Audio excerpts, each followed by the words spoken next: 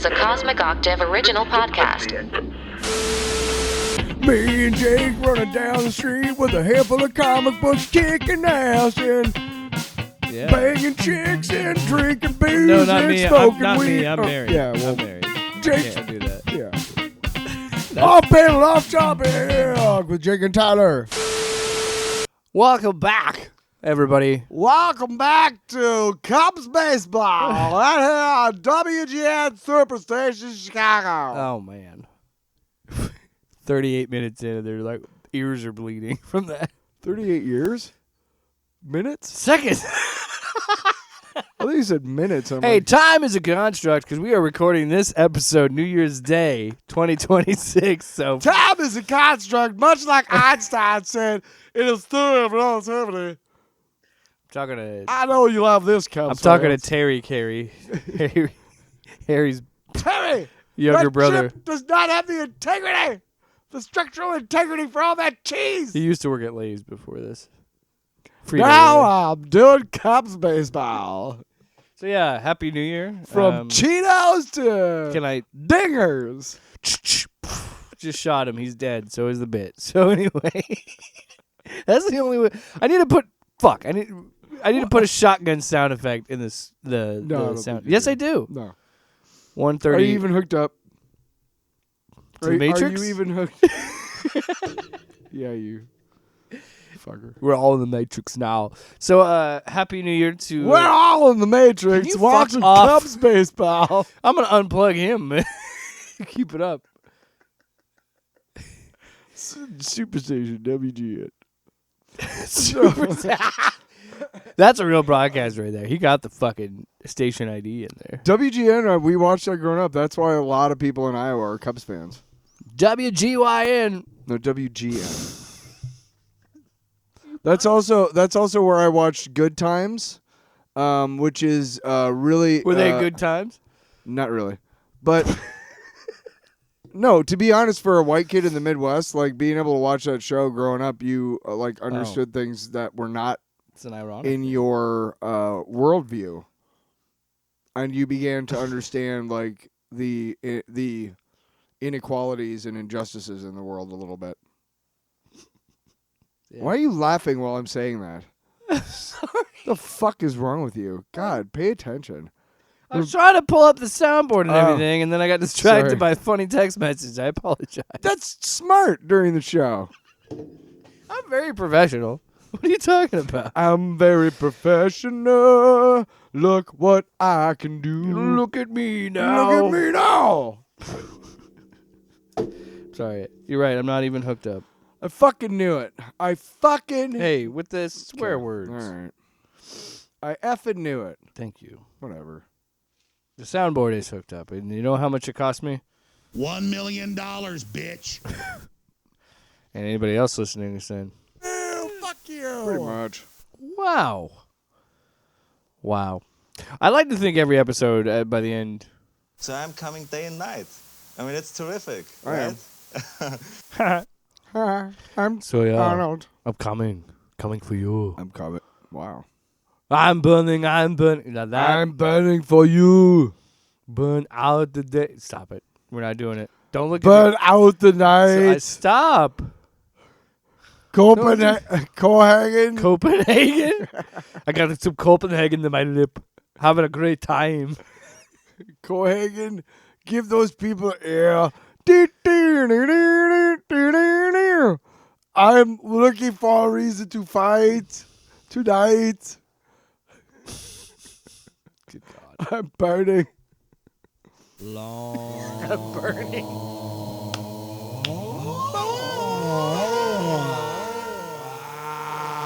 It's a long box. People stopped giving Tyler the nitrous gas. Okay, so me first. Sure. Fucking douche. Ouch. Why do I don't feel like I sound that good. Am I loud?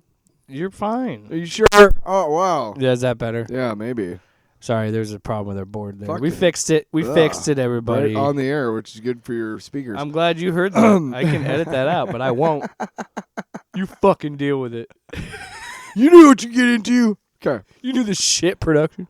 Also, we're back from the North Pole after last week's show. Yeah, I almost didn't make it. Yeah. You did. Well, we drank a bit too much eggnog and a little eggnog 10 and years of bourbon. sobriety down the drain. I blame Santa. Well, I had a great time. He wanted to do shots. I had a fucking great time, so I'm cool with it. Thanks, Santa. I don't care if I never see that 10-year chip. All right. Wow. Did So- this happen or didn't it? I don't know. It depends. Do you believe? Fantastic Four, First Steps. I'm not was- lying. You always cut in, dude. You always cut in. No, I'm kidding. Go ahead. You can have it. You can have it. Whatever. Fantastic Four, First Steps, whatever. Shut up. God. Okay. You ready? Fantastic Is Four. this the first time? Okay, go ahead. I'm done. The bit's dead. I promise. Fantastic Four, First Steps. Son of a bitch.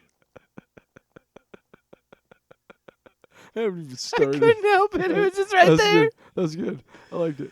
All right, I'm done for real this week. Fantastic Four, First Steps. So I started watching it like the day after it came out on Disney Plus, and what was that, like a month? Yeah, I think And a so, half something ago? Like that. Yeah, It's been a significant pretty amount. recent. Recent enough, but also significant. I'd say like 6 weeks is my guess. Right? It's been out there. And I had to go to work or something, so I couldn't watch. I don't know why I started watching it, but I finally got around to finishing it over the Christmas break. And I got to say, like, I still enjoy it as a movie, but I have a lot of thoughts. First things first is that the guy playing Johnny Storm is perfectly cast. In fact, I'd say except for the mustache on Reed Richards, which give me a full beard or nothing. Joseph Quinn, Joe Quinn, Is that from his- Stranger Things fame. I know. He's Eddie Munson, isn't he? Yeah, he's Eddie. In Yeah, there. he's a guy who plays him. Yeah. And but everybody's perfectly cast, I think. Really it is. But I was like, you seem like you're mulling some things over here. well, the thing is like it's supposed to be it's supposed to resemble. We don't know what time it is in their world. We don't know what year it is. We don't. It's never stated that it's the 21st century or not. It's very the retro futuristic. It's never thing. stated, and They it's never say generally the level of technology is transistor 50s, 60s. Okay. Yeah, it implies it's the time that it was published. Sure. The 60s. Yeah. Like So mid-60s. kind of problematic with that is I started noticing that a lot of the crowd shots, most of the people were white, and I'm like, is there like some subversive thing going on here? There isn't. Peacemaker messed with your head. Now you just No, but it occurred to me. It was like that's like what year is it in their world? Now, at the end, when they show Dr. Doom, and it's 4 years later, right? Okay. Mm-hmm.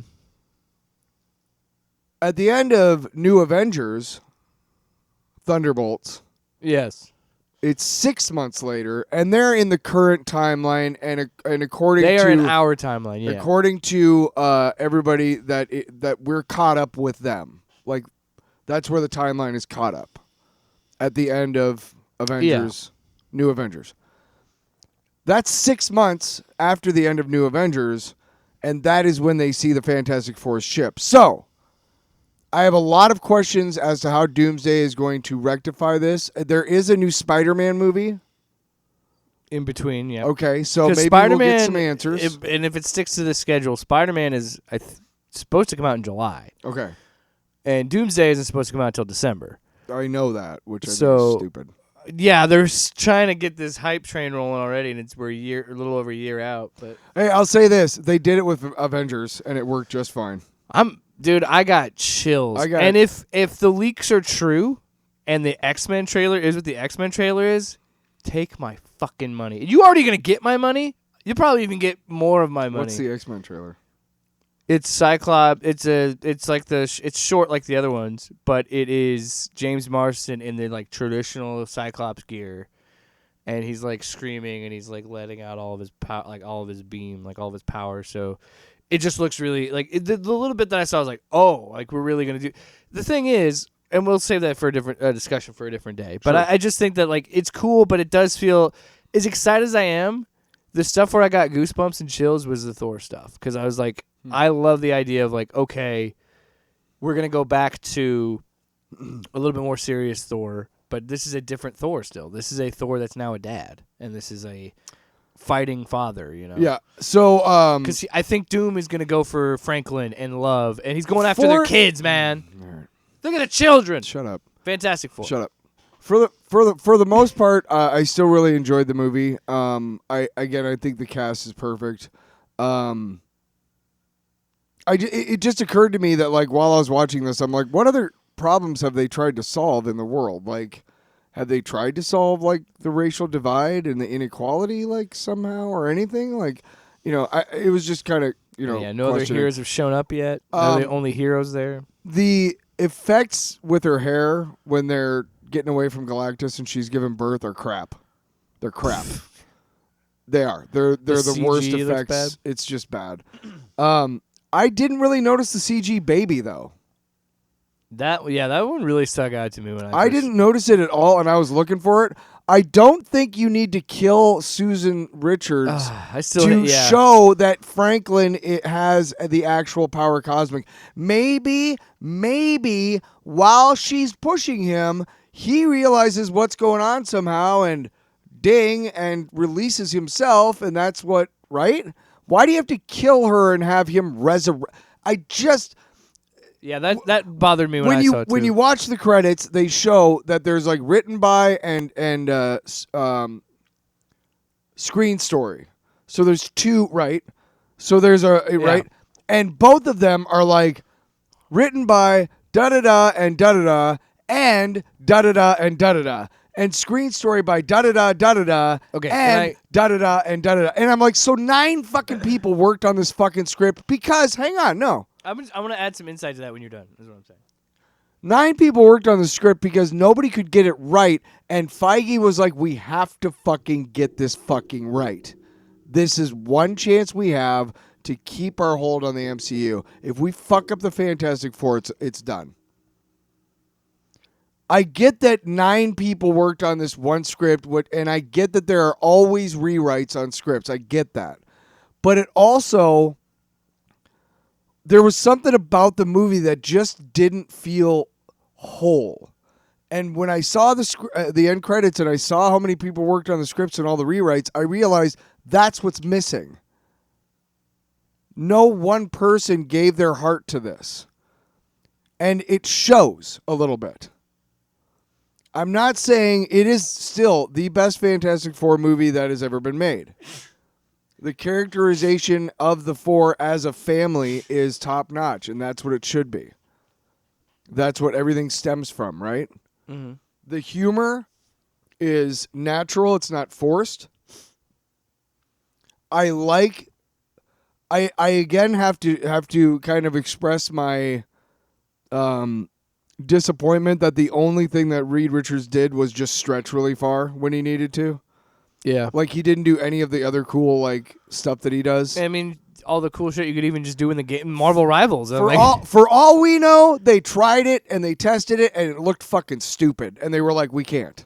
They might have done a test shot, you know what I mean? Like, well, I'm just let's saying, see what it looks like with a big bubble of blue with Pedro Pascal's head, like in the comics. And it might have looked really fucking dumb. We don't know. Well, that's the thing, is, like, Reed is a tough character because he's interesting and a crucial character in the Marvel Universe, but he's kind of inherently a goofy character. He's like, but I mean by that, he's a very smart guy, but he's almost like got a level of something of autism where he just can't. Like the way that Pedro plays him in that movie, he just doesn't interact with people. Like, sure.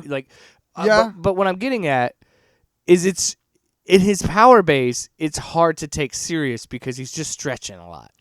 And like in the comics they make it work, but that's not saying I wouldn't like seeing it. I would love to see him like get real like huge and like block or just bullets, be a parachute or parachute them down or. Why are you doing like the? Well, because in the thing. Well, because in the video game when in Marvel Rivals when you want to block a shot, he'll like go like poof like this and like make his chest real wide, and like Yeah. like things like that. Like I'm into that. Or the parachute would be cool too, sure. Or like wrapping himself around them like a towel or something. Like we've like just the different shit stuff that like Stan that. Lee was doing. Yes, and exactly. And Kirby Yes. and Ditko were doing. Now, and maybe they learned some lessons from those first two Fantastic Four movies in the 90s. Maybe because there are a lot of effects that they tried in that one that just you're right. fall Maybe real they flat. tried it and it looked like shit, and they just didn't want to put that out there. And then I've stated this before. Reed Richards has never jumped out to me as a character ever. He never has. I get his characterization, but the Thing is a definite character. Johnny Storm, the Human Torch, is a definite character. Susan is very much a character. Reed Richards is the dude who can stretch and is always in the books, you know, and he's kind of a dork. He's usually called on when shit's going wrong in the Marvel universe. They're like, oh, let's call Reed Richards, you know. But he doesn't jump out to me. So the characterization of him has never been like anything troubling to me in a movie because it's like I don't know what he sounds like or looks like anyway because he's kind of nothing. I mean, he's just a guy who stretches and he's smart. Like he's not. The Thing is like the Thing, you know, the ever-loving blue-eyed Thing, you know, Yancey Street. And I want to be clear what I was saying. Like, the way that Pedro played him and the way that he's portrayed in this movie, it definitely seems like he's someone that is people that you know that are very, very smart, but struggle with social interactions. Yeah. And I don't think he does it a lot. I just think that like he's a very vulnerable Reed, and I just think that he's likable, and it's funny because you can tell he struggles trying to like have normal conversations just because he's just a smart person. And overall, I still give it a very favorable grade. Yeah. There's a couple things that are like I could do without, but overall, I'm still really satisfied with the way the movie was done. Yeah. I love all the Galactus shit. Fucking give me more of that. I fucking love all that shit. Speaking of Galactus, we'll get to that later. Yeah. So yeah, mine last night is 2 nights ago, New Year's Eve, 2025. 2025 is when some people are watching the ball drop, some people are watching football. Your balls drop? I was watching Stranger Things. That's right. I watched the finale. Oh God! And if you have not seen it, I'm not gonna spoil it. I will say that my favorite thing to do, and this is how I'm gonna start this conversation. My favorite thing to do is when I really like something, and I don't know, I want to see what I'm having some weird feelings about it, and I'm like, am I crazy? I'll go to a subreddit because that's the most rational place on the internet. Is a subreddit of a big franchise like Stranger Things that's going to have so many rational takes. And I realized, I think just a more positive person in life because I really, really enjoyed the finale. I didn't think the last season was perfect. I thought there were some things where I think there's some valid criticisms where I think we were slowing down the pace of the show sometimes to just have these extended dialogue things where I'm like, okay, the audience knows, these character knows what you're trying to say, just say what you need to say kind of things. And I think the show getting review bombed because the episode with Will coming out is fucking sad and pathetic that we're still doing this shit in 2025 into 2026. Spoil something? No. He's the character. It's been known that the character is gay in the show before, but like he was coming out to the characters in the show. The audience knew, but the characters didn't. So that's not a spoiler. But his coming out scene is a little extended. I will say that. I thought it was a really good, like moving, powerful scene. However, I thought it went on a little long, and I was like, you're saying the world's fucking ending. Can we get this? And I understand the emotional weight of it. It's the 80s. Being gay in the 80s was a dangerous thing with AIDS and all the stuff with that. And again, how people treated gay people at that time and still continue to treat them like shit. Mm-hmm. And I think it is an impactful scene to have, especially for someone that is gay and hasn't had that conversation yet. I think it's great that exists. Inclusivity matters. Yeah. I just thought it went on a little long. I think that I do think that some sequences, God, man, there are sometimes and I'm like, oof. Where I saw some people talking about it online because I was starting to think about it too. it got to a point where I was like, I understand that they had to move the story along, but man, some of these conversations were so samey. I'm like, okay, guys, why are we doing this again? Because it's always this. It's always a setup to a problem here. So we got this issue, and then banter. Someone looks off in the distance, finds something that you wouldn't think, like, wait, what's this? And then it's like, okay, so that's what we need. And then they do exposition of a plan, and then a little bit more exposition, and then we do said plan. And then, of course, that plan gets fucked up at some point because it's a story.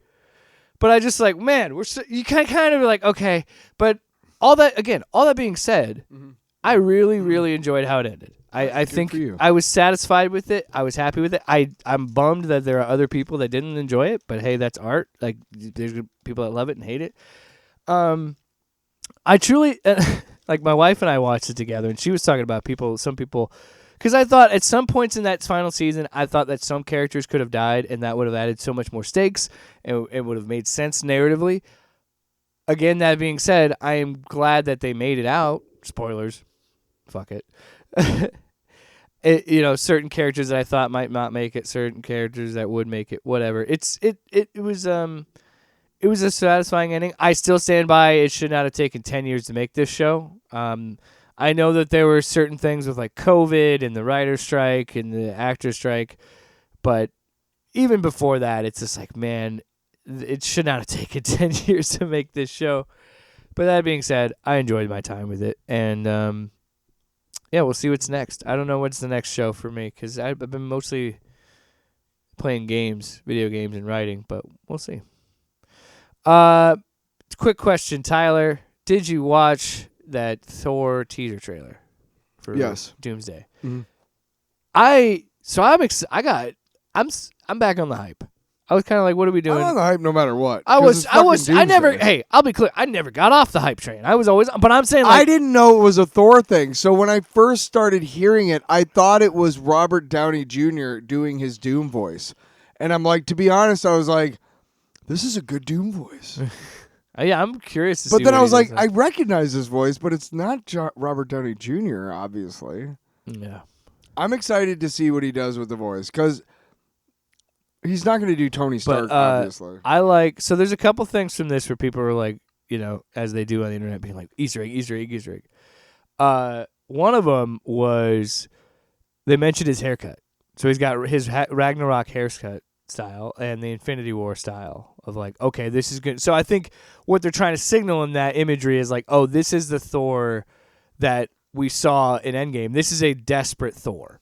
When Thor's haircut is like this is where he's at the end of his rope and he's going to do everything he can to stop it. So it's like, okay, cool. And he's saying All Father. So I'm like, or All Father. And I think they're going to allude to the All Father power. I think we're going to get really, and I've heard rumors about this, and I hope this is true. I've heard that this is a lot of this is Thor's movie, and I'm like, fuck. I think I heard that too, yeah. And I want that, because Thor's been my favorite character in the MCU. Like, I've loved, even the lower end Thor movies are still enjoyable movies to me. And I love Chris Hemsworth's performance. His he performance is Thor to me. Like, that's never, my Thor, is never the problem. No, it's never. If there's any issues with a Thor movie, been giving it his all every time. Yeah. Generally, the casting is pretty spot on in these movies, except for Christopher Eccleston. So there's rumors that didn't have to give him all that. So anyway, we're speculating and all this stuff, and they keep like they were talking about the All Father power, and all this. I think there's some people speculating that this could lead to the Rune King Thor, which is the Thor that did what Odin did at the God, I can't remember there's in Norse mythology there's a tree that Odin Yggdrasil. Well, no, the it's world tree. He hangs. Is it the world tree where he hangs himself and cuts out his eye? Yes. Well, in the comics, Thor cuts out both of his eyes, hangs himself to become Odin, essentially, get the All Father power in this certain sort of. I think so I'm wondering if there could be something with that, and we've already teased with him losing an eye in previous movies. So I'm kind of thinking that would be cool. Although I don't really care. I'm just happy to see him as Thor again. I'm just happy to see, and as much as I'm like, man, I do think it takes some shine off Sam Wilson for sure to have Steve back, but it's like, I'm okay with it if they find a different way to do it. If they do like they did with Robert Downey Jr. and he's playing a completely different character, and Yeah, they said it's Steve Rogers though. but they out and out said Steve Rogers. But here's the thing. I think it's not going to be really about him. It's going to be about his kid because they keep lining it up that okay, he's going after Franklin because he has the power cosmic. He's going to go after Love because she was created from eternity. So there's got to be something else with Steve's kid that they're going after. Or that why else would they show him with a big... It's all about their kids. So what about X-Men? I don't know. Is it Cyclops and Jean Grey's kid? Yeah. Yeah, could be Cable. Could be... oh, fuck! Wait. Why? Josh Brolin isn't on the list, though. Yeah, it could be a different... They could have recast. But that's what I'm thinking. Wait a minute. Wait. Are you telling me... Shit, because he would go after... He would want... Did we just fucking solve it? Well, no, because he would want Cable's time-traveling ability, wouldn't he? Because he's trying to go through multiverses and shit. Why wouldn't he want that? We might... Fuck. We might have just figured it out. We might have cracked the code. Because maybe they are going after Nathan. Fuck. Maybe... They must have recast Maybe his technovirus has to do with Doom, too. Somewhere. I don't know. Because it's James... Because we just cracked the code. Of who we know of that is going to be of it from the Fox X-Men is Channing Tatum, Ian McKellen, Patrick Stewart, Alan Cumming, which I'm like, hell yeah, we're getting him as Nightcrawler again. Right. And James Marsden as Cyclops. Kelsey Grammer as Beast, too. And Kelsey Grammer as Beast. Hugh Jackman isn't in it as far as we know. And Famke Janssen? Famke Janssen. She's not in it as far as we know. Was not in it as far as we knew. She said no. Or maybe she dies and he's like, that's why he's doing it. Well, I don't know. Here's the thing is I was thinking Phoenix, but here's the other thing, too, is that... I'm going to look this up to be sure. I'm curious. Hey. Chris Evans wasn't on that first list. Exactly. So I'm saying, why wouldn't Hugh Jackman? You tell me you're going to have the X-Men and not even mention him? You're not going to have Battle World or whatever. You called his Wolverine a fucking anchor being, and you're not going to have him involved in an event with the other Fox X-Men? Come on. I'm pulling it up here. I just want to be... Because I'm pretty sure that... I remember Famke Janssen said no. She said, I have other things to do or something. Yeah. But she said no. Halle Berry also said no, too. Yeah, she did say no. But that's okay because she looked the part, but she didn't act the part. And that's not necessarily her fault. That's not... Yeah, the writers did not know how to fucking write her. Yeah, it's obviously not her. You know what happens to a toad when it's struck by lightning? Okay, these are who we know that are announced for Give it.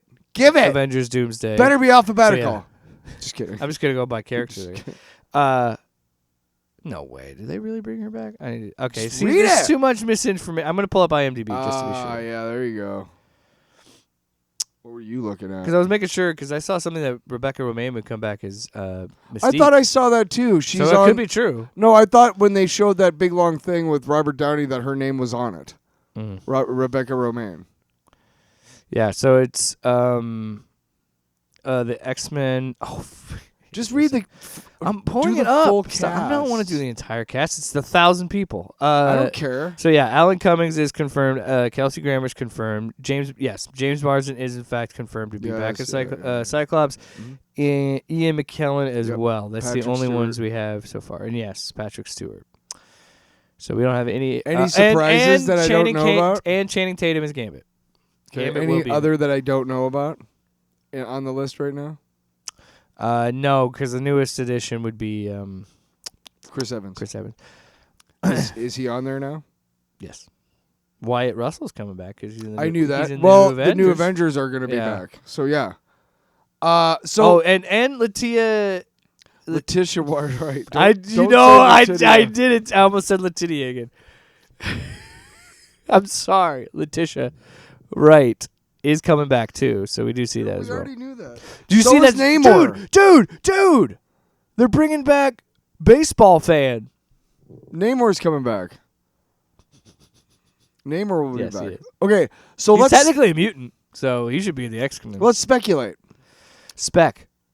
You late? Who are the real Avengers? Okay, we got Sam Wilson. Who are the? Okay, so I think it would be Shang-Chi.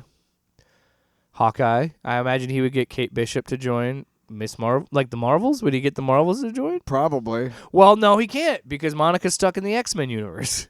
Yeah, but I mean, Captain Marvel will Captain probably Marvel side and, with him. Miss Marvel, yeah. I think she would side with him. And then Miss Marvel, obviously. Doctor Strange, probably. Yes. Also.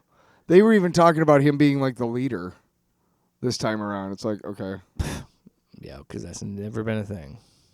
It's Doctor Strange. Don't be a fuckhole. Being a leader of the Avengers. Gross. I actually don't think it's that. Tom Holland obviously will be back.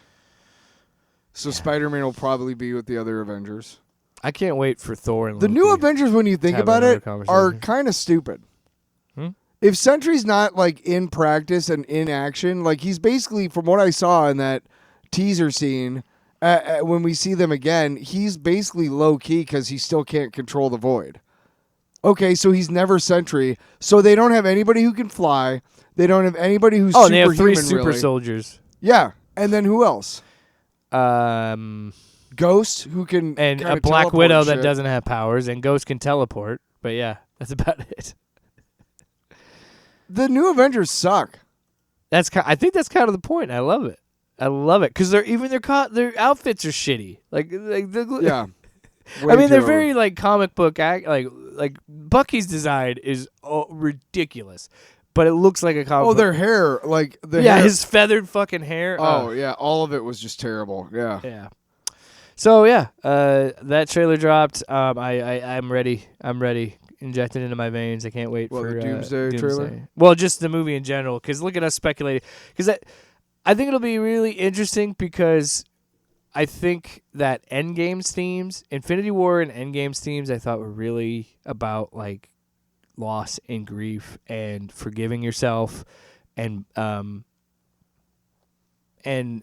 repairing old relationships. Like I mean, that whole sequence where Thor goes back in time and sees his mom one more time, and Tony sees his dad, and like, I love the idea. I would love the idea that it is what we're going with, where it's like, okay, we're taking that where they're rebuilding these relationships with their parents, and now they're going to go defend their home and defend their kids and protect their families. And I'm like, that's like, in terms of this particular franchise, in terms of just the Avengers, I think that's a really compelling arc if that is in fact what they do. I hope that's what they do. It seems to be pointing that way, but we'll see. We'll see. All right, it's comic book time. We got a lot of books this week because it's the holidays. I got time. I'm gonna read the books. Holidays, and we're going to slay. What happened? You're a fucking choir boy compared to me. A choir boy. What's that from? I could write a book about what you don't know. I don't know. All right, first up, we got The End. 2099. Because Marvel has a... And to Can I network. fucking speak? Jeez. So, I don't even know the exact year it started. But yeah, there's been this a line called The End for Marvel where they just tell different stories of like, okay, this is how one writer would write this character's death, pretty much. There's been some good ones. The Venom one is the Venom especially one's good. crazy. The Venom one is awesome. We should. I don't know why. Didn't we review that? Did we do the end? I'm pretty sure we did. I do still that. have the book. I've read it because there's like 5 different heroes in it, and Venom is just one of them. Yeah, it's like Captain America, Venom, and there's like some other But one. Venom's the best one. Because he bonds with It literally spans the entire like history of time. It's crazy. Awesome. Anyway, so this one is Christ, The man. End 2099, #1 by Steve Orlando and Ibraim. Ibraim. I don't think it's Ibrahim because there's It's no Ibraim. I think you can pronounce it Ibraim. because there's no H. Roberson.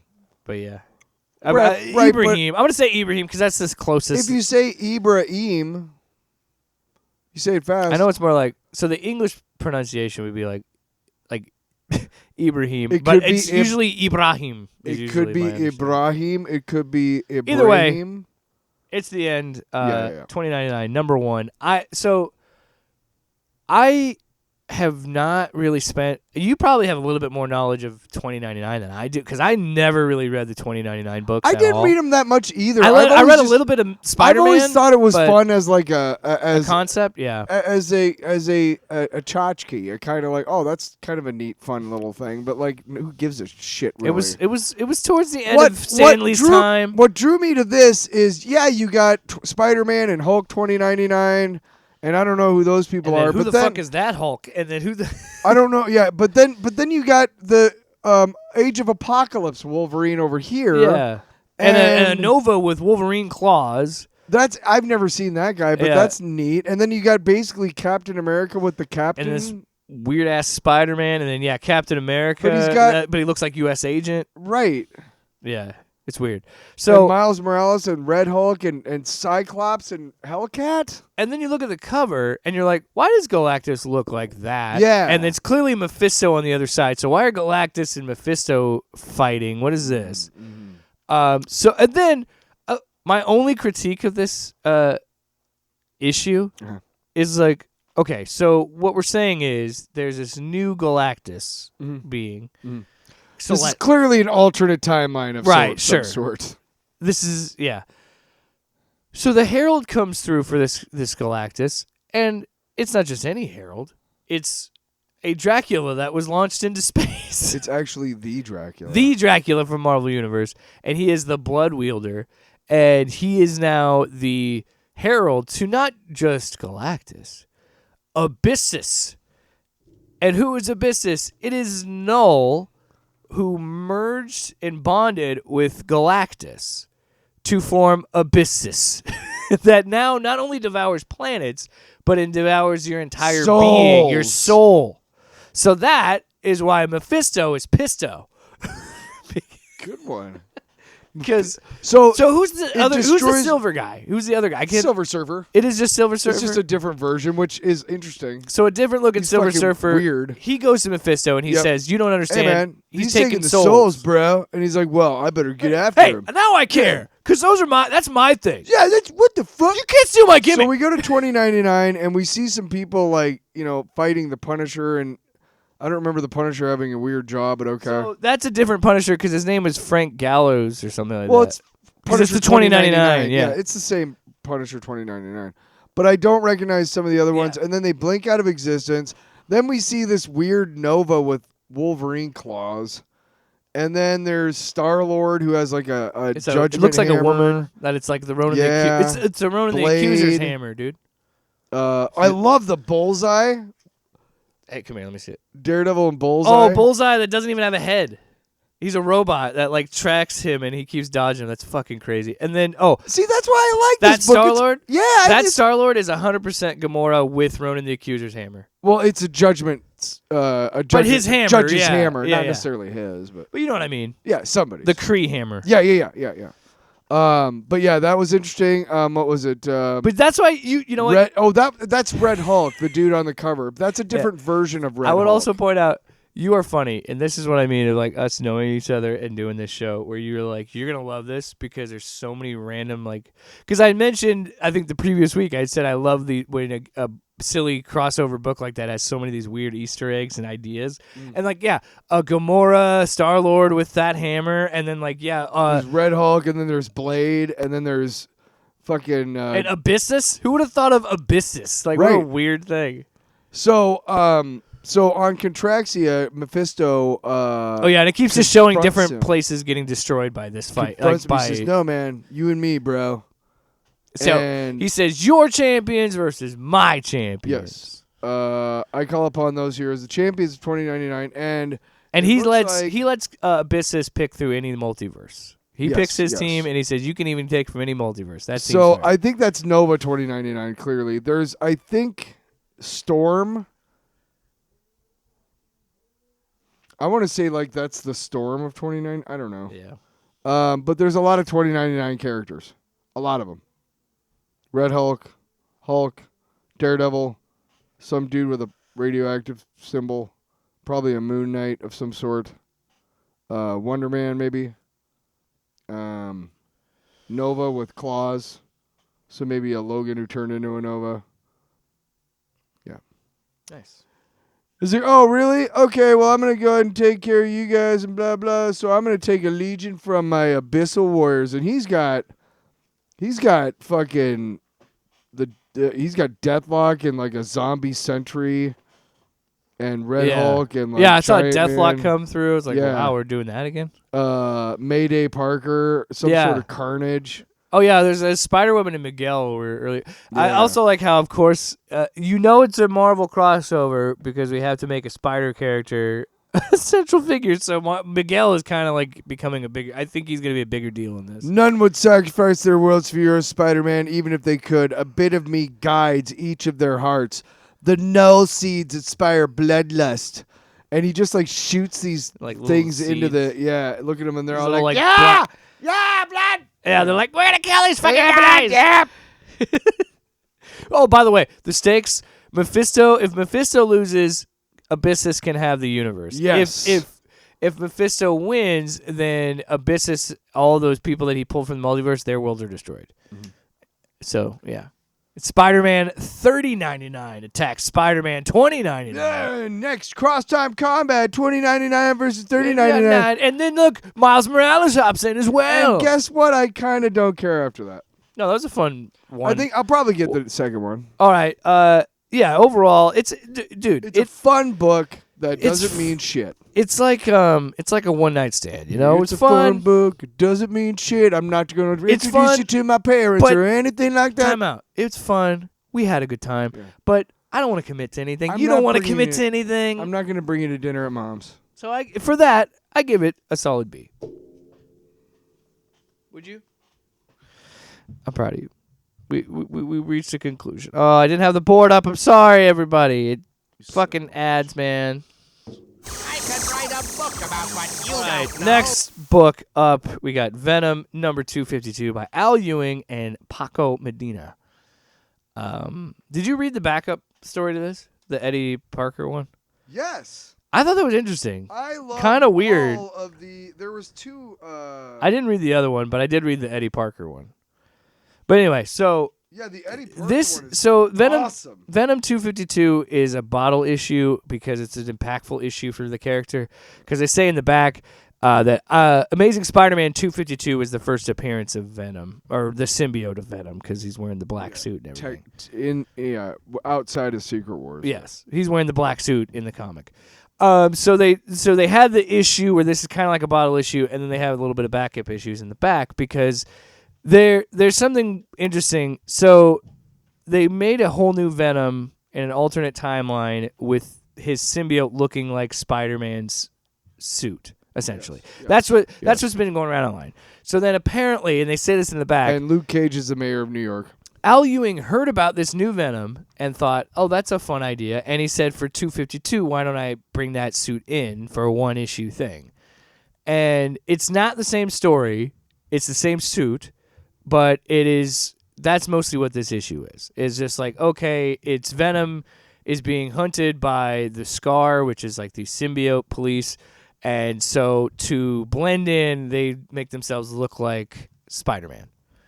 Even with the mask and everything. Even though it's clearly not him, and it's so funny because he's this hulking Spider-Man. Yeah, he's gigantic. And then he has they have Toxin with them, and Toxin is called Captain Spider or some yeah, shit. he's dressed up as Captain. It's a silly, similar It's to the last fun. one. They're fighting Doc Ock. We also find out Doc Yeah. Ock's arms aren't arms; they're like these independently which is kind of held cool. together drones. Yeah, Like, that's actually dope. that's really cool. Yeah, Luke Cage is the mayor apparently, and showed up and beats up on him too. So there's Yep. this big fight. It's really not. Again, it's a bottle issue. It's just meant to get you to the next storyline because somebody fucking shows up to help Doc Ock, and I don't give a shit who that is. It's an okay issue. To me, the more appealing thing is the other thing I want to read is the Eddie Parker book. Is what this is really about. is that gonna be a book? Yeah, it's its own story. No, but is that gonna be a series? From what I understand. Really? Oh my god. Hang on, does it say at the end? Yeah. But anyway, Dude, Sand Hulk. So. if fucking it seems like I'm like rushing cool. Miles through it, Mayhem as Carnage, dude. Miles. Miles Morales as Carnage. So the Eddie Parker story. Yeah.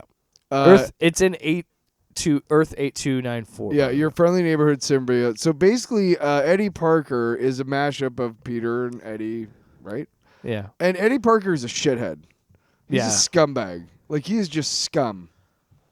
And he breaks into this tech place and finds all these, all these suits Peter, Norman, Gwen, MJ, Otto, and Miles are the names on the bottles.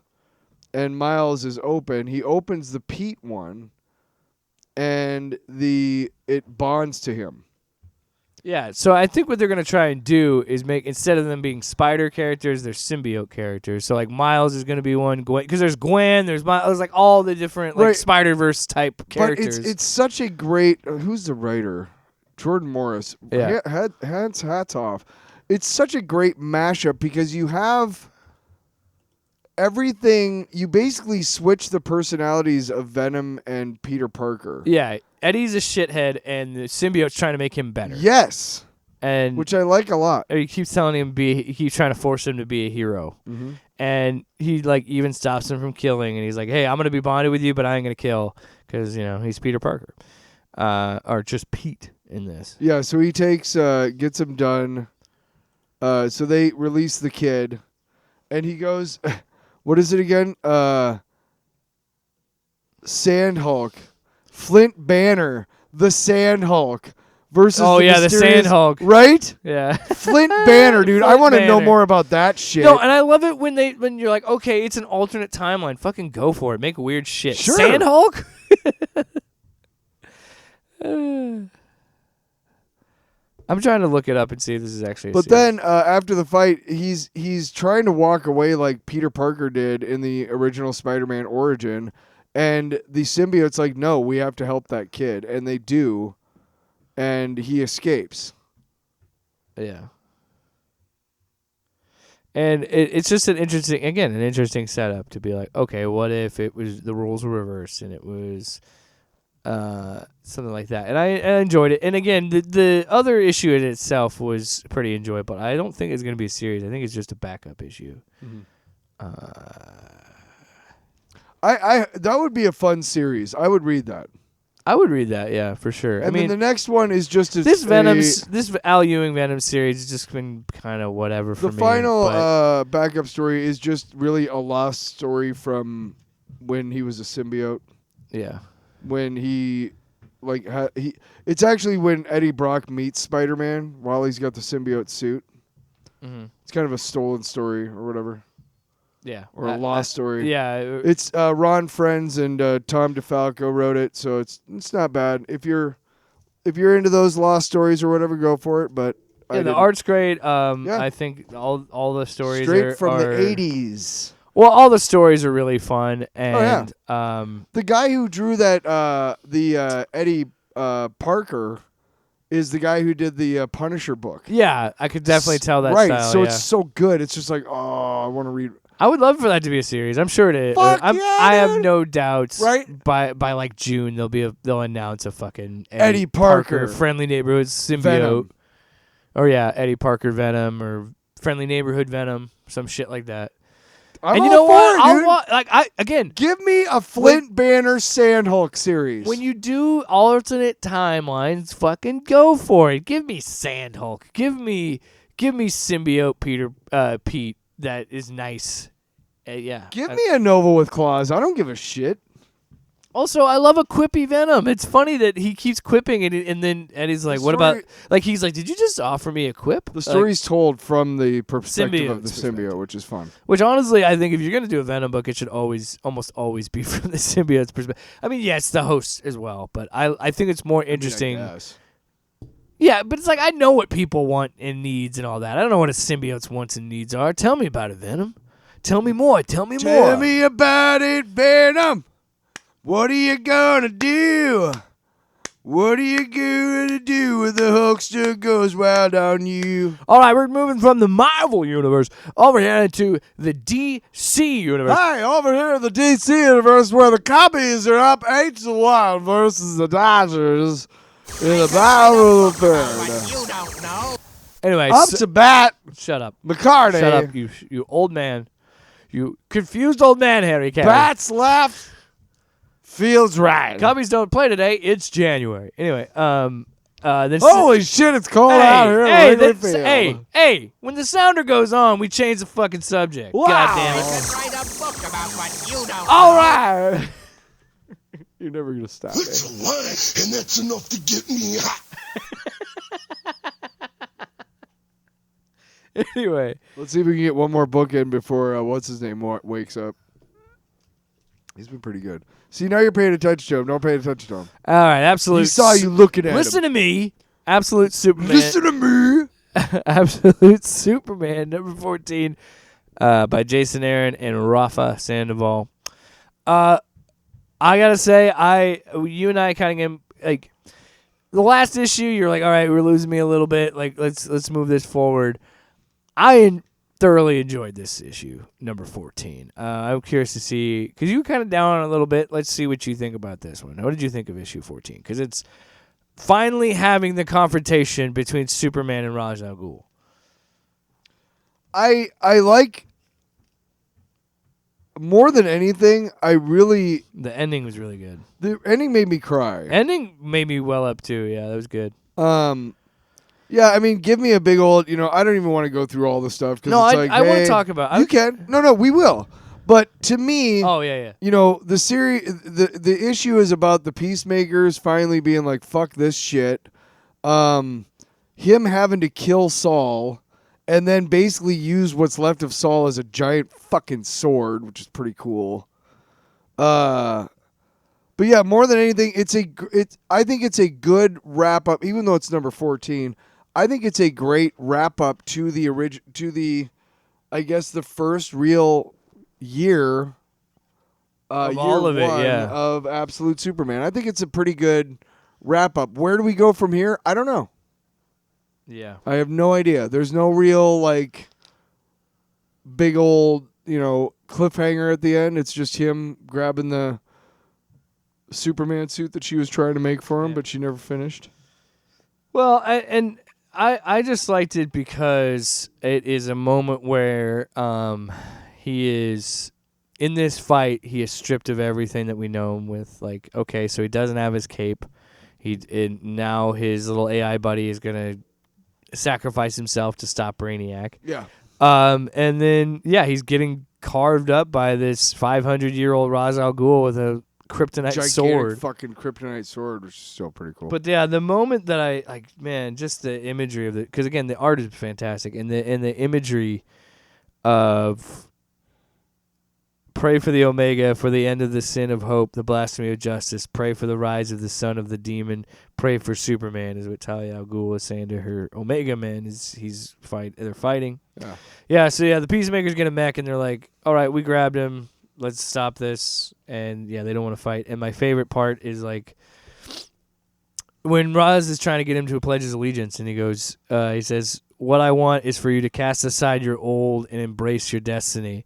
You mean like this?" And that's when he rips off the S. Yeah. And it's just his exposed chest, and there's blood and Saul and all this, And he just says, "Get on your knees. If it'll save small, sure, I'll bow and grovel, whatever you want." And then he says, "But you're not going to kill these people anyway. But you're going to kill these people anyway, aren't you?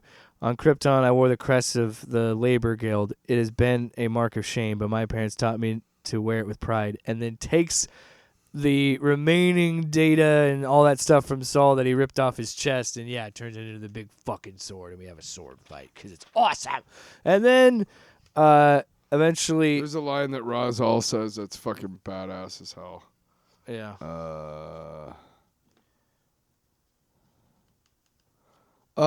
Get on your knees if it'll save Smallville, but you're gonna kill these people anyway, aren't you? No, boy, you are. While I watch. Yeah. Yeah, and then he just that's a cool fucking splash page. Yeah, where they're well done making it in the middle of the comic. Yeah, and then just the kryptonite energy versus the the sun energy of Krypton. Like, amazing shit. I loved it. And then he drops him off at the World Court, and he just goes on. Yeah, he his takes way, him back to the people that hurt him, and he goes back into hiding. So the scene at the end when he visits his mom was brutal because I welled up at that moment too because I'm like, that's awesome, and my wife was there and she was like, "What?" I'm like, "Just that." I just love it so much. Well, no, that was a beautiful way of completely stripping him. Like you said, it was a great conclusion of that, of stripping him of everything and starting him anew. even still. So now he's got to pick up the pieces and be like, what does he do with Jimmy and Lois and It's a and song all that by other stuff? Average White Man. What does he do? Pick up pieces. All right. The next issue, the next. Oh, by the way, I'm gonna give that take a little potty break. Yeah. All right, real quick. I'm gonna give. I think we'll probably be on the same boat here. I'm gonna give it an A. I really enjoyed that issue a lot. I loved it. I'll give it sure. A solid A across the I board. had no real complaints. Yeah, like it a lot. Big fan. Again, the Absolute books continue to be great. None of them have really missed the beat. I still think, and this is such a high bar, so it's not it's not a detraction, but I still think Absolute Superman for me out of those first three is still firmly number 3. And again, it's not a detraction because number 1 and 2 is Wonder Woman, Batman. They're all those good. books are We all they're enjoy all them. excellent. It's Yeah. just I vibe way more with the Sure. other two. Oh yeah, But- dude, yeah. dude, 100%. Especially Yeah, me with if Batman. you have 3 things and you have to list them, somebody's got to be third. And I'm sorry, but Superman is going to be because it took a while to get going. I will say this though, and it can Wonder Woman and Batman hit from the fucking get go. We're gonna get to the next wave here in a second because we still have 2 more Absolute books. But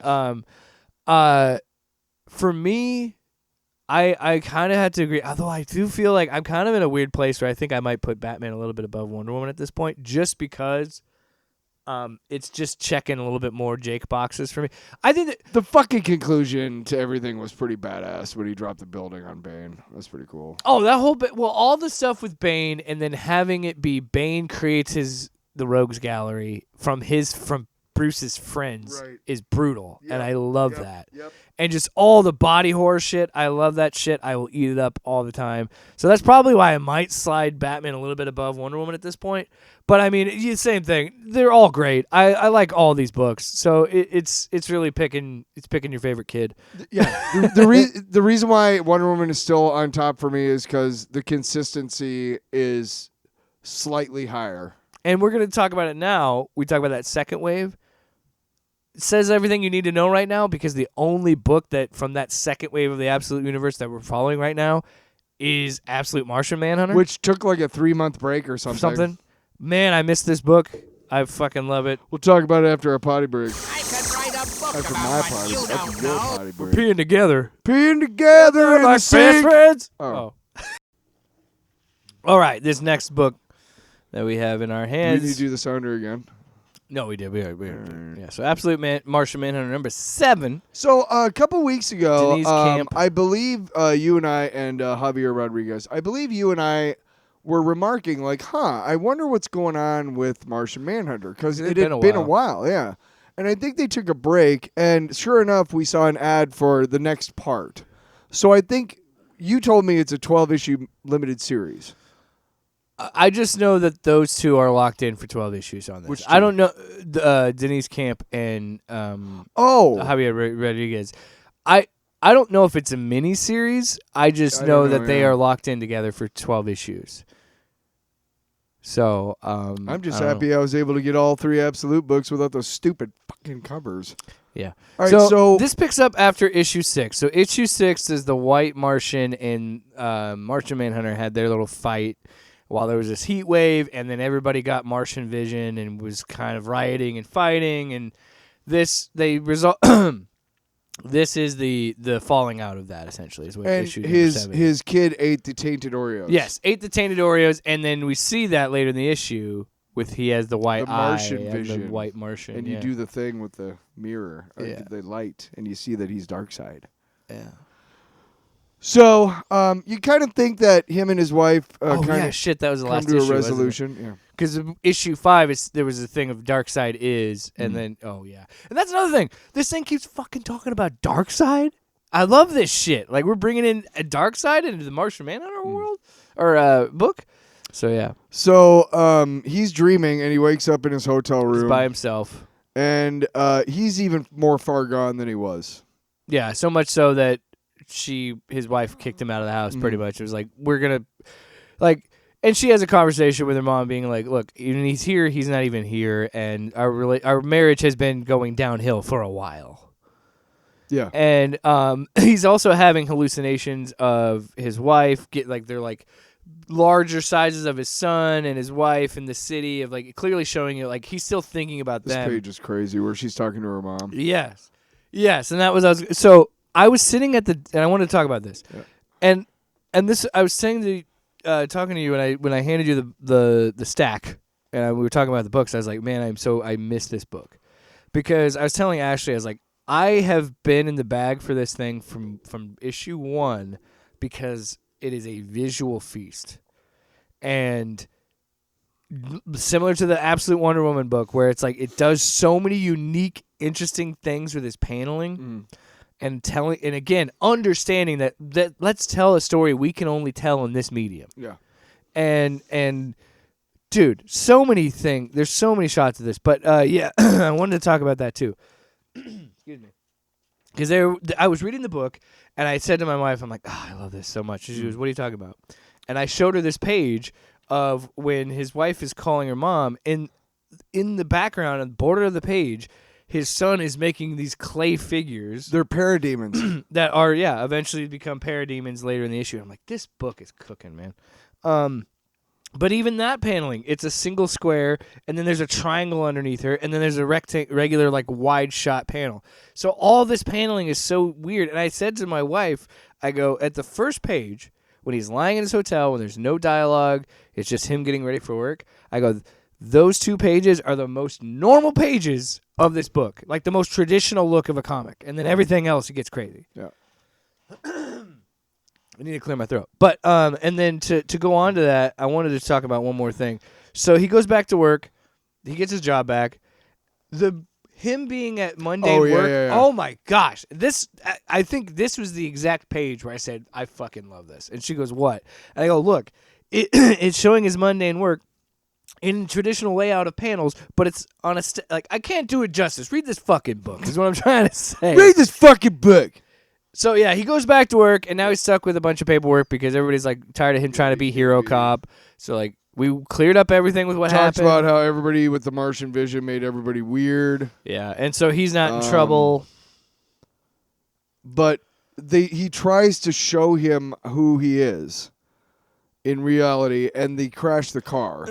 So, yeah, he's he gets to a point where he's like, just tell me what the fuck is going on. Because he said... Martian Manhunter says that the white Martian is still out there. He's not dead. The Martians don't die in the way that we think they do. Like, they don't have a life cycle like we do. They're, like, infinite. They're forever or whatever. And John is like, tell me what you... Just try and explain and he just grabs his head and he just... When he grabs his head, that splash page... Okay, partner, buckle up. We'll try to make it simple for you. That is an insane page. Yeah. Because the page before that, before that crashes. Yeah, because look at his hand. His hand takes the color of his hair, so it looks like he's like literally forming the back of his head. Yeah. Like, just the art is insane. And all this connection to the White Martian and Darkseid. I mean, this series is cooking, man. Like, it's so good. So then they show him playing with his son playing with parademons, and his wife's having a cigarette.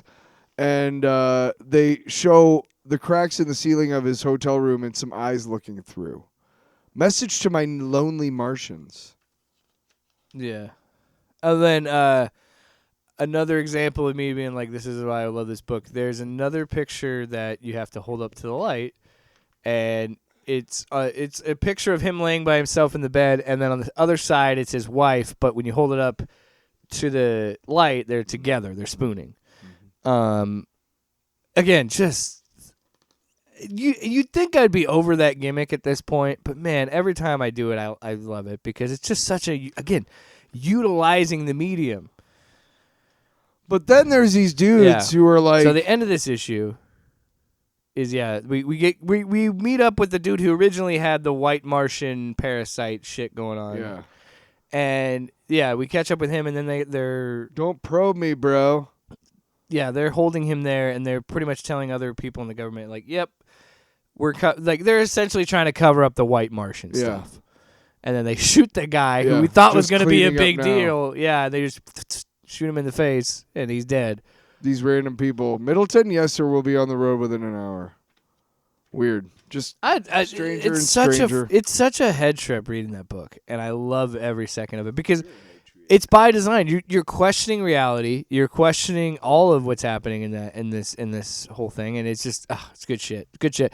If I'm gonna give that one a score, I'm gonna give that one a solid A+. I love that issue. Loved it. And then finally, I could write a book about what you don't know. this is the main event, the coup de grace. This is Absolute Batman number 15, the controversial Joker issue. So we are finally getting to see what Zack Snyder's cooking up for the Absolute Batman's Joker. And so this whole entire issue is exposition. And this is an example, Tyler, of where I think this is a well-executed exposition issue. Oh, yeah, this issue's So the whole thing is fantastic. Alfred giving intel to Batman, explaining who Joker is. Yep. So we learn that this version of Joker is, I love how he plays with, it's Jack Grimm. Even still, we don't even know if that's his real name, you know? But anyway, it starts with Jack Grimm 1, who is a clown. Street performer, yeah. Who is a jester, clown, whatever. Nobody ever saw him laugh. Nobody saw him laugh, but everybody was howling laughing every time he performed. And because of that, he built a fortune because he went to vaudeville. This is like 1920s. Yep. So he goes to vaudeville, makes a name of himself, His creates son, a Jack production Jr., company, goes to Hollywood. builds a studio. Yep. Jack Grimm III, Cable. Jack the Fourth, video games. Yeah, Jack the Fifth, AI. which is where we're at right now. Where we're at The right current Jack 5 is, he is a, and more so in the episode we'll find out. Again, remember what we were talking about way back in this very episode when we talked about this part. Eddie Parker symbiote, and we said it's cool because we're role reversing things. That's what this issue is. This is what we get to later in this issue. Of like, we're getting a little bit of a role reversal of Joker and Batman here because they're still at their core who they are, but there's some differences. There's some glaring differences we'll find out later. So essentially what happens is, we learn about that, and then we also get cut into the present time of Jack landing on this island. And he sees this guy who's got this long hair and long beard, and he goes, oh my, because he hears just something in the distance. Well, hang on a second before we get there. We're getting there. This is because they keep going back to the alleyway. Right, too. but he's like, hey, so what do you believe, Alfred? Yeah, he goes, he's stop like, cutting the shit.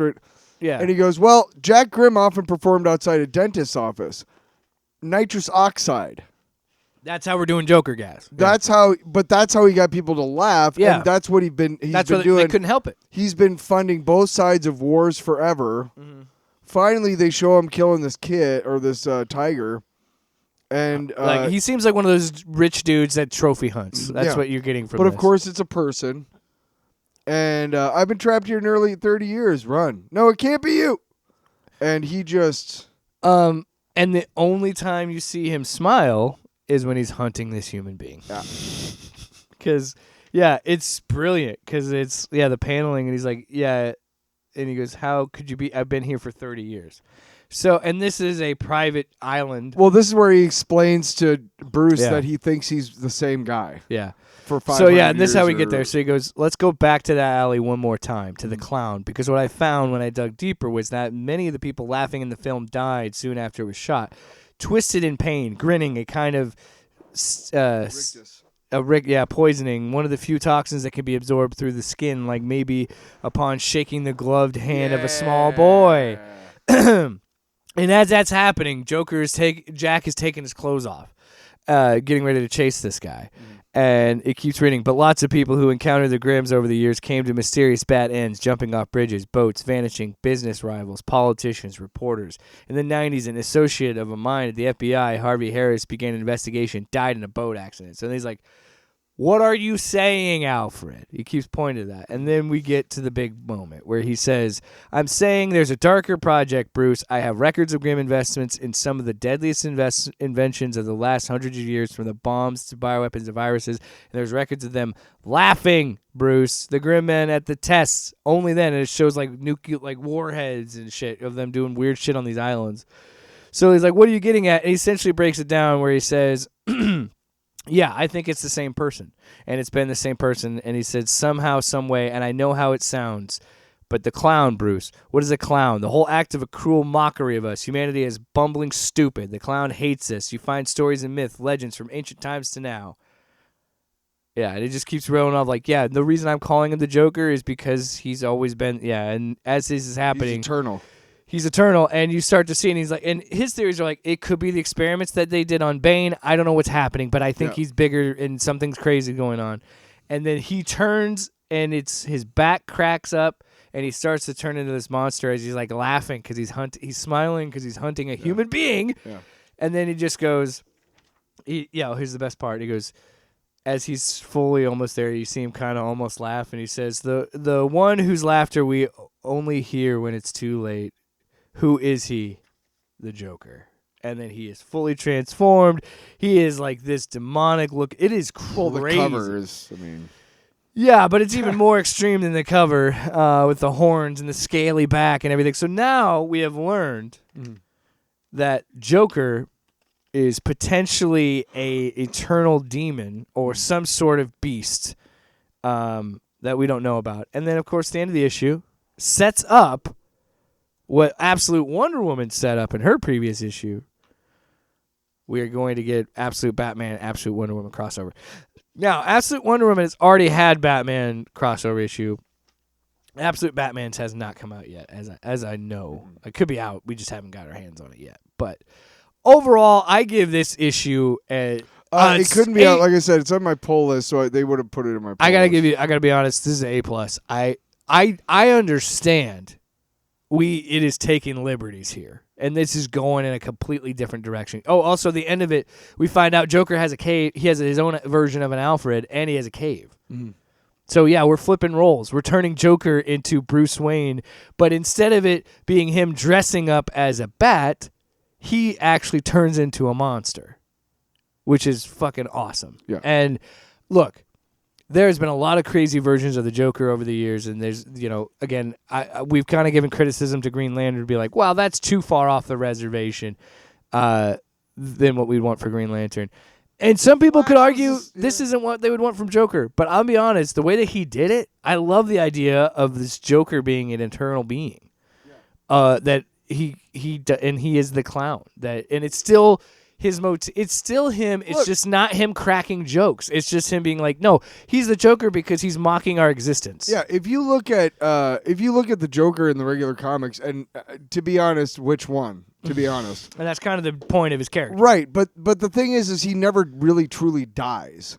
Like, I mean, I think it's inferred really heavily at the end of the Killing Joke that Batman finally kills the Joker. Yeah, but is that a canon story? Well, what happened to Barb, Gordon is... Yeah, and they get away with it. That's what I'm saying. Making it being, like ambiguous, Well, that's what I'm saying. Like, I mean, during the Death in the... I think it was Death in the Family... No. It was when he came back and he pretended that he cut all their faces off. Death in the Family, yeah. Was that it? That was Scott Snyder as well. I remember they were referring to how he actually did die and, like, somehow came back in that story. Well, he got his face ripped off, and then he stapled it back on. Whatever it was, that was awesome. But yeah. But the fact that he was still alive was because of some sort of you know what I'm saying? Whatever, dude. I don't give a shit. Because guess what? If you truly wanted to kill the Joker off, why would you? Yeah. I mean, that he's the ultimate foil to Batman. If you can't come up with a good enough original story for the Joker to be terrorizing Batman, you shouldn't be writing Batman. Well, and know what I'm saying? And to be quite honest, that's like he is so crucial to Batman. I think like he became such a big part. Like you can't have Batman without Joker. You can, but that is always a thing of like you see so many writers do a run on Batman, and you're like, yeah, but how was their Joker? Yeah, there's always that like, did they do a Joker run? What was their Joker run like?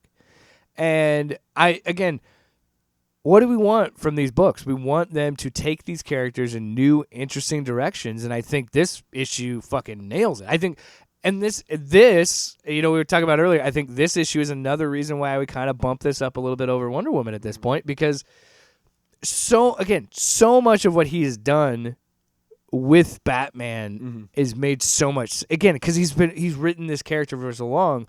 The idea of him not having money, but knowing the guts and the bones of this city, his mom still being alive and being a politician, and like, oh, he built his suit himself and all this. I just think, and then this Joker is like, damn. I think, to be honest, like the best, and like I said, those first three, I don't know what the other three Absolute books are trying to do, but the first three ones, clearly they took a big part of their canon and they flipped it somehow.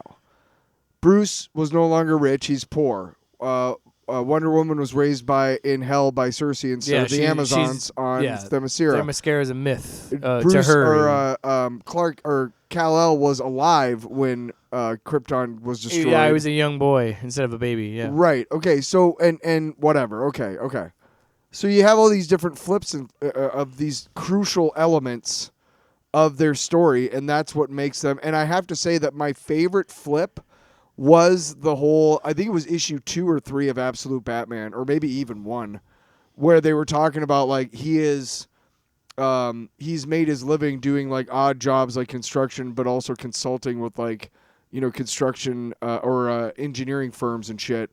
So he knows. I think that was the first issue, yeah. Might be. He knows the guts, like you said just now, of Gotham better than any Batman ever could. Mm-hmm. That to me was what I got to say. I think that's what hooked me at first. Like already, I was kind of like, I got to give it a shot just because I want to. I want to, be open-minded about this, even though we've talked about how shitty and stupid this is. Mm-hmm.